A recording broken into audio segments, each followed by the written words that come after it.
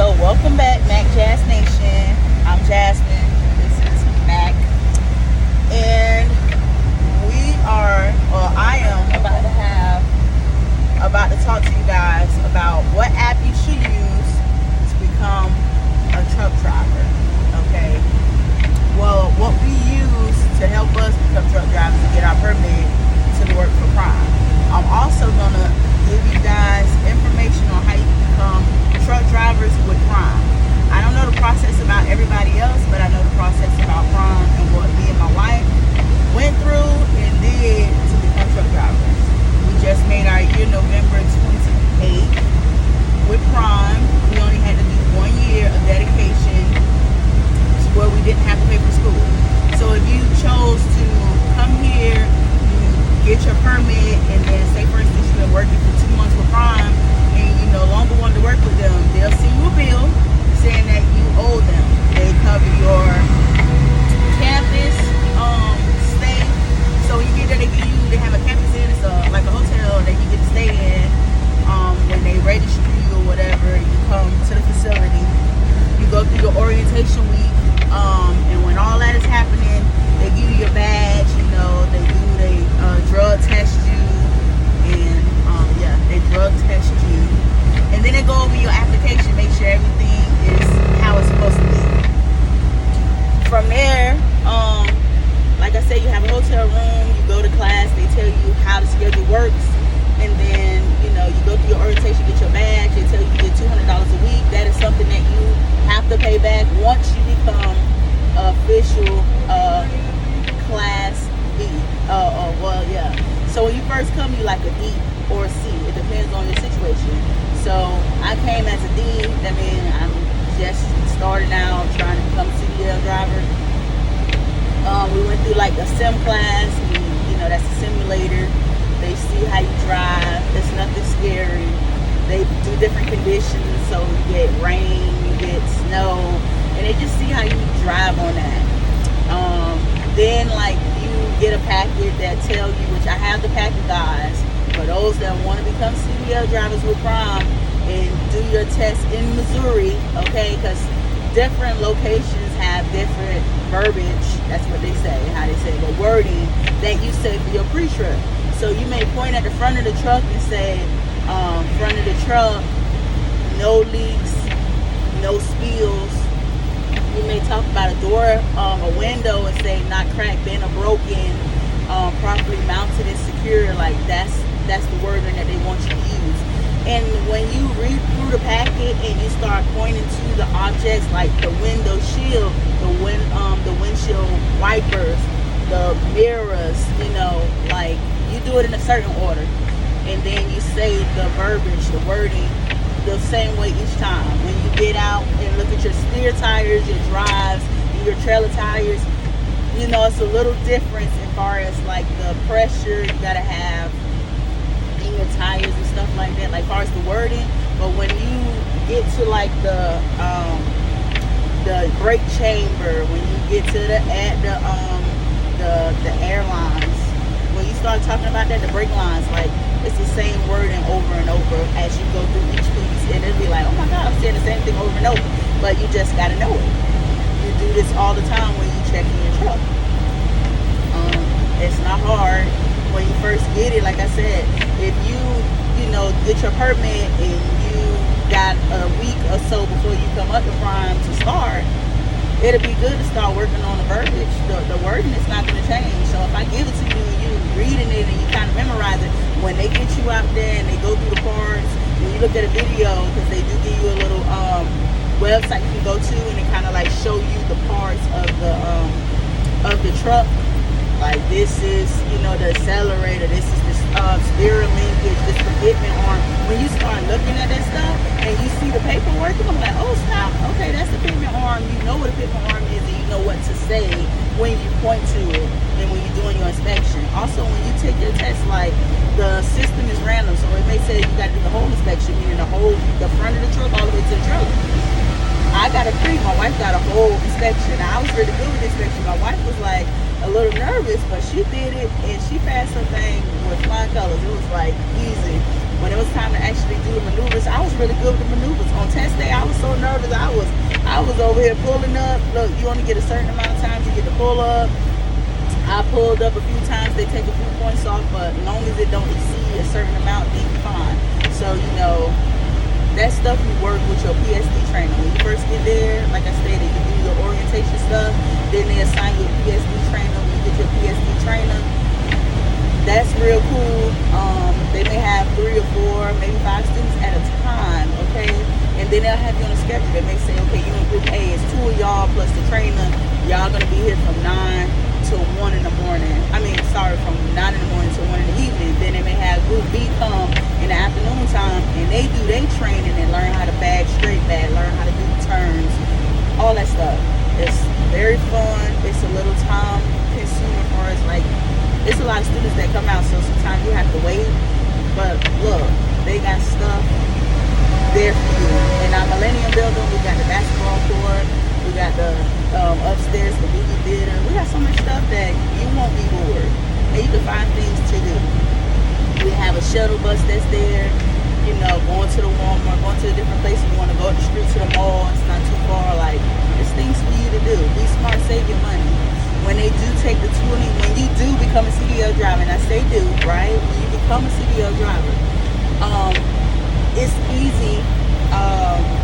Like, basically, once you pass the test, they fill out all the paperwork or whatever, and they give you the paperwork saying, hey, when you give you a TNT trainer, that's the person you're going to stay out on the road with for like 2 months. And it depends. Like, if you get in miles, say for instance, they send you and your trainer from New York, or let's say Connecticut, right, over to California. That's over 2,000, maybe 3,000 miles, okay? So when you drive in that, you know, you have to accumulate. When I was here, when me and my wife came, you had to get 30,000 miles. I don't know the correct mileage that you have to do now, but you had to make 30,000 miles before you get off the truck and get your own truck. At that time, they'll bring you back to the campus. You will come for upgrading, go through some processing. You got to go to a class, you got to look at some more videos, make sure you know your stuff. You do a sim class, that's when they have you back and make sure you know what you're doing. It's not scary. If you do not pass, they will just be like, look, you need to work on, or, you know, do you prefer to do it? You can do the sim class there because it is a test out situation. But if you don't want to do it on the simulator and actually physically do it on the pad, that's something that you can tell them like, hey, I don't really want to do this here. Can you send me to the pad? They'll send you to the pad and have you like, okay, pull. You drive around here and pull up. They want to see you just pull up, not back in. Not back in, because back is one of the hardest things to do, so they want you to be smart. If it's a hole that you can go in where you don't have to bag, pull through. What else? Yeah, just, it's not difficult, it's not scary. Don't let fear stop you. I let fear stop me for a very long time. I'm 31 years old. I'm very happy where I'm at currently, but I could have been doing this a long time ago because I did want to drive trucks at one point in my life, and I just chose not to do it. But yeah, please let me know if you guys want to know any more information. Again, you know, guys, you can DM me. Please follow my YouTube, MacJazz Nation. Follow our YouTube channel. We're gonna post a lot of videos.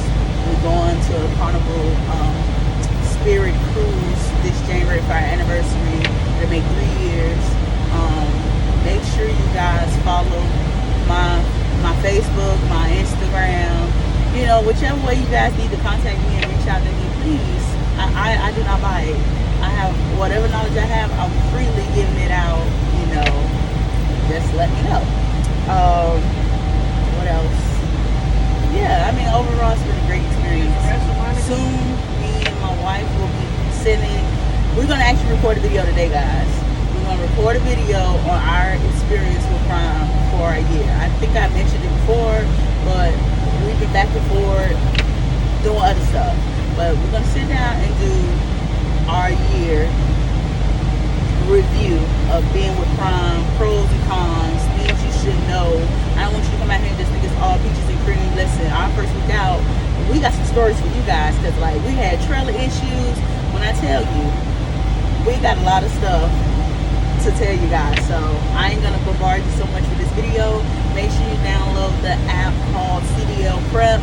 If you trying to get the manual for your state, make sure you go in the settings and look for your menu for your state, because it's different manuals, it's different places. I was in Florida, I looked at the Florida menu before I started going into the selection where I can pick the general knowledge to practice it and then do the testing. If you start kind of like memorizing the questions with the answers, and you read the book a little bit, like back and forth, you try to get a better understanding, because sometimes you can read the book and be like, well, what do they mean by this? Or you read a question, you're like, I'm trying to figure it out. You go to the book, you got a reference, and then the answer makes sense. You good. When you in Florida, when you do your CDL testing as well, like the questions be like 25 questions, you get 16 right. Okay. General knowledge, I think it was probably like 40 questions, you gotta get 25 right. Something like that. But you know, the air brakes, 25 questions, you get 16 right, you pass. So don't overwhelm yourself. It's no cost. When you take the test the first time at the CDL, at the DMV, any test, if you got to repeat, is $5, and they may not let you take it the same day. They may make you come another day and take it. But look, guys, if you want to do it, if you're not afraid of being out on the road, don't forget, you don't have to be over the road drivers. Y'all guys, you can do local, you can go work at the port, you can it's so many different areas to truck in. It's a lot of different options. You can work locally if that's what you prefer. It's really what your end goal is and what it is that you want to do. And lastly, if you guys decide to become lease operators, okay, you got company drivers, lease operators, and owner-ops. Owner-ops own their truck.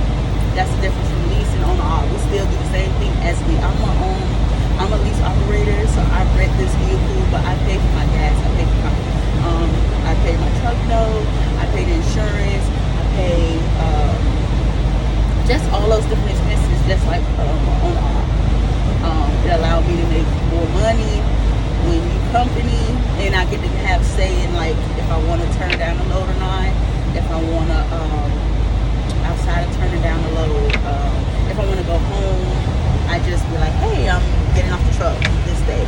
As with company, you have to request it, they got to approve it. You do go wherever they send you. So keep all those things in mind. Make sure you pay your taxes, guys. I know it's a lot of information, but look, if I'm gonna make that in another video too.